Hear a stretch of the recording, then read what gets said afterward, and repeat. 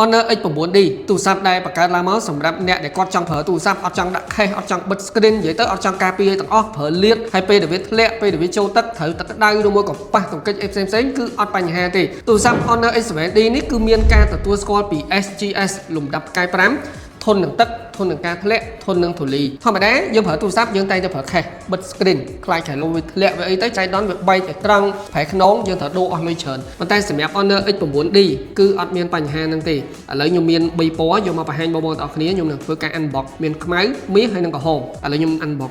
ពណ៌ខ្មៅមុនបាទអានេះពណ៌ខ្មៅសុទ្ធខ្មៅកងកាមេរ៉ាពណ៌ទឹកប្រាក់អានេះក្នុងវាជាប់កម្រិតខ្ពស់អ្នកនរគ្នាប្រហែលជាឆ្ងល់ថាចុះហេតុអីវាមិនធ្វើកញ្ចក់ដូចខ្ញុំនិយាយចឹងអានេះគឺវា focus ទៅលើភាពធន់អញ្ចឹងបើសិនធ្វើកញ្ចក់ធ្លាក់ដល់បាយទៅបាទស្រាលល្អឥឡូវមើលពណ៌ខ្មៅមួយសិនហើយនៅក្នុងប្រអប់របស់វាមានដុំសាកល្បឿន66វ៉ាត់ជាមួយនឹងខ្សែសាកក៏ដូចជា case របស់វាខេសខ្មៅដែរបាទខេសខ្មៅខេសនេះស្អាតតែអ្នកប្រើ X9D គេមិនបាច់ប្រើ case ទេព្រោះវាធន់អូខេឥឡូវពណ៌ gold នេះស្អាត gold នេះវា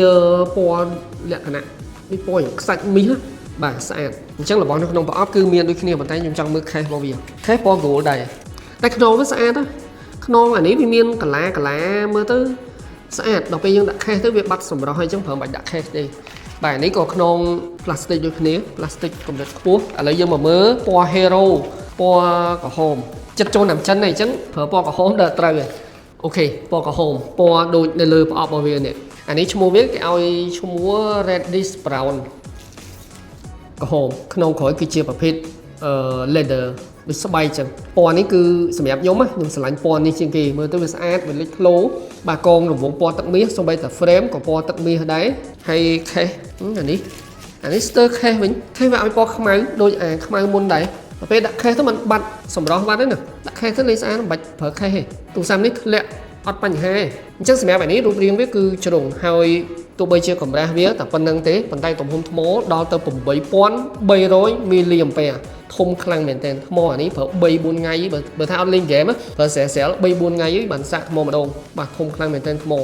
អស់តោះមកអញ្ចឹងជាមាន3ពណ៌មាន sunrise gold reddish brown midnight black ស្អាតម្យ៉ាងម្នាក់គាត់ថាពណ៌កដាលពណ៌ក្រហមនេះគឺជាពណ៌ hero ដែលឃើញថា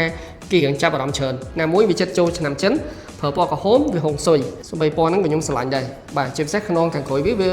ដូចប្រភេទស្បែកចឹងពណ៌នេះវាមានស្រទាប់ការពារដល់ទៅ6ស្រទាប់អញ្ចឹងវាអាចការពារពីការធ្លាក់កម្ពស់2ម៉ែត្រកន្លះមិនថាធ្លាក់ពីមុខពីក្រោយពីចាហៀងអីទេ360ដឺក្រេទូខ្លួនវាគឺធន់មាំខ្លាំងមែនទែនដូចខ្ញុំបញ្ជាក់ចឹងទូរស័ព្ទនេះមិនមែនសម្រាប់អ្នកដែលគាត់ចង់បានកម្លាំងម៉ាស៊ីនខ្លាំងយកទៅលេងហ្គេមយកទៅអីទេសម្រាប់អ្នកដែលគាត់ focus ទៅលើភាពធន់មាំអ្នកដែលគាត់អត់មានពេលត្រូវខ្វាយខ្វល់មួយទូរស័ព្ទគាត់ត្រូវដើរទិញ case ត្រូវបិទ screen ត្រូវអីអត់ទេហើយពីប្រអប់មកប្រើត្រូវបោះចូលកាបូបភ្លុចបោះចូលអញ្ចឹងទៅហើយអញនិយាយបានថាអ្នកដែលគាត់ប្រើដៃធ្ងន់ណាបាទប្រើនេះគឺសមបំផុតហើយមួយទៀតគឺអ្នកដែលគាត់រកទូរស័ព្ទដែលមានថាមពលថ្មកាន់បានយូរ8300 មីលីអាំពែវាសឹងតែស្មើនឹង power bank មួយបាត់ហើយល្បឿនសាររបស់វា66វ៉ាត់អានេះអញនិយាយបានថាបើសិនជាយើងប្រើលក្ខណៈអត់លេងហ្គេមច្រើនណា 3-4 ថ្ងៃទៅសាកថ្មម្ដងពិសេសមួយទៀតគឺយើងអាចប្រើវាសាកថ្មទៅកាន់កាស Bluetooth នាការឬក៏ទូរស័ព្ទរបស់យើងក៏បានដែរតាមរយៈ run Type C របស់វាចំពោះផ្នែកកម្លាំងម៉ាស៊ីនអានេះវាមាន RAM 12GB storage 256ប្រើ chip Snapdragon 6 Gen 4រីឯអេក្រង់របស់វាទំហំ 6.79 អ៊ីនជាប្រភេទ AMOLED កម្រិតបង្ហាញ 1.5K refresh rate 120Hz កម្រិតពន្លឺរបស់វាគេដាក់ថាវាលោតកុំបំផុតដល់ 6000 nit ហើយអ្វីដែលខ្ញុំស្រឡាញ់គឺនេះ game bezel របស់វាគេជុំវិញស្ដើងល្អមែនទែនត្រឹម 1.3 មីលីម៉ែត្រទេអញ្ចឹងពេលដែលយើងប្រើប្រាស់យើងមើលវីដេអូយើងប្រើទៅលើការងារអីទូទៅឬមួយក៏លេងហ្គេមអីនោះវាឃើញពេញភ្នែកល្អចំពោះផ្នែកកាមេរ៉ាខាងក្រោយ108 megapixel អាចថតវីដេអូបានដល់ 4K 30 frame ចំណែកកាមេរ៉ាខាងមុខ16 megapixel ហើយទូរស័ព្ទនេះក៏ទទួលបានវិញ្ញាបនបត្រ SGS ផ្កាយ5អាចជំរុញនៅក្នុងទឹកបានជម្រៅ6ម៉ែត្រស៊ូនឹងសីតុណ្ហភាពទឹក85អង្សាអញ្ចឹងអានេះប្រើលាតអញ្ចឹងទៅមិនបាច់ដាក់ case ទេបាទអត់ងាយទៅណាទេវាមានមុខងារ IP 69K ដូចខ្ញុំរៀបរាប់ចឹងការពារពីទលីការពារពីទឹកសម្ពាធទឹកបាញ់មកខ្លាំងធ្លាក់ចូលទឹកយូរជម្រៅ6ម៉ែត្រគឺអត់បញ្ហាទាំងអស់អូខេអញ្ចឹងតម្លៃ$349បងបងអាចរកទិញបាននៅហាងលក់ទូរស័ព្ទដៃនីកាហើយខ្ញុំនឹងធ្វើវីដេអូបង្ហាញលម្អិតនៅពេលក្រោយមួយទៀតបាទអានេះខ្ញុំគាត់តែ unbox ហើយពីចំណាប់អារម្មណ៍ដំបូងរបស់ខ្ញុំទៅលើការ design របស់វាខ្ញុំឃើញថាគេធ្វើបានល្អមើលទៅវាស្អាតហើយពួកនេះក៏វា support internet 5G ដែរបាទយើងចូលដល់សម័យកាល 5G អញ្ចឹងទូរស័ព្ទទាំងអស់គឺត្រូវតែមាន 5G អូខេអញ្ចឹងនៅក្នុងវីដេអូនេះខ្ញុំមានតែប៉ុណ្្នឹងទេអរគុណចាំជួបគ្នានៅក្នុងវីដេអូក្រោយទៀត